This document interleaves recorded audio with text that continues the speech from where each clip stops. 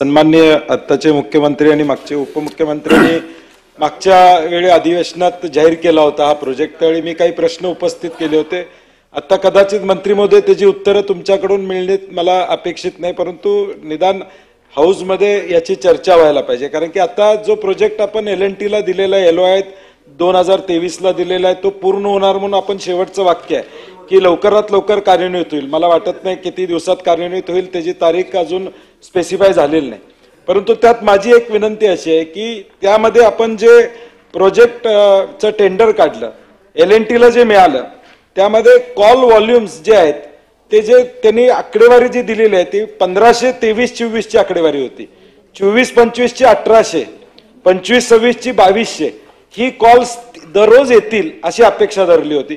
परंतु आज इथं जी आकडेवारी आपल्याकडून आलेली आहे त्याचा व्हॉल्यूम बघितला तर हे कॉल सेंटर कमी पडेल अशी माझी स्वतःची धारणा आहे। त्यामध्ये योग्य ते शासनानं करणं अभिप्रेत आहे आणि ज्याचा उल्लेख मंत्री महोदयांनी त्या ठिकाणी केला की देशातला पारदर्शक प्रोजेक्ट व्हावा अशी सगळे राज्य माहिती मागायला लागले, चांगली गोष्ट आहे।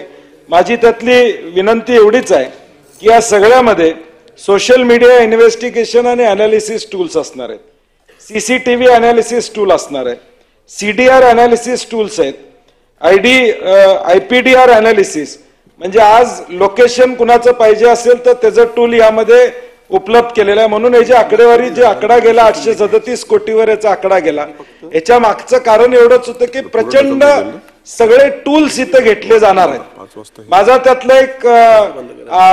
त्यातला माझा दुसरा भाग असा, या टूल्सचा वापर स्नूपिंगसाठी येऊ नये याचे प्रिकॉशन्स घेतले गेले पाहिजेत आत्तापासून। कारण की आज आम्ही अधिकारी बदलत जातो, अधिकारी आज आमचे आहेत ते उद्या 3 वर्षांनी तिथं नसतात। हे एक मोठं शस्त्र या राज्यामध्ये आम्ही तयार करायला लागलोय सायबर क्राईमच्या नावाखाली। चांगलं आहे, त्याचं स्वागत आहे, त्याबद्दल दुमत नाही आहे। परंतु जे टूल्स आम्ही यामधून घेणार आहोत त्याचा दुरुपयोग उद्याच्या भविष्यकाळात होणार नाही याची जबाबदारी देखील या माध्यमातून घेणं अभिप्रेत या ठिकाणी असणार आहे। आता तुमची जाहिरात ऑलरेडी आलेली आहे, MH सायबरवर जाहिरात, डाटा अनालिसिस किंवा सर्चच्या अनालिसिस, सायबर अनालिसिसची जाहिरात तुमची आली आहे। 5 तारखेपर्यंत शेवटची मुदत होती, तिथेही पगार चांगले दिले तरच लोक इथं येणार आहेत। कारण की सभापतीमध्ये या सगळ्या विषयामध्ये प्रायव्हेट सेक्टरमध्ये 5-5, 6-6 लाख रुपये महिन्याला पगार असणारे लोक काम या ठिकाणी करतात। आपण ते दिले तरच हे सगळं आपण करू शकणार आहे। आणि म्हणून माझा मूळ मुद्दा आहे, सायबर क्राईमसाठी आपण वापर कराच, परंतु त्याची एक आचारसंहिता दादा, नाही तर हे शस्त्र ज्याच्या हातात जाईल तो या राज्यातला मालक होईल, राज्यातल्या सगळ्या डाटाचा मालक होईल। उद्या कुणाला काही करायचं असलं तर याचा वापर गैरवापर होण्याची शक्यता नाकारता येत नाही। त्यामुळे त्याची नियमावली ही आत्तापासूनच करावी की ज्याच्या करून आज आम्ही CDR कुणाचं मागायचं झालं तर किंवा आज टेलिफोन टॅपिंग करायचं झालं तर गृह सचिवांची परवानगी आपण घेतो।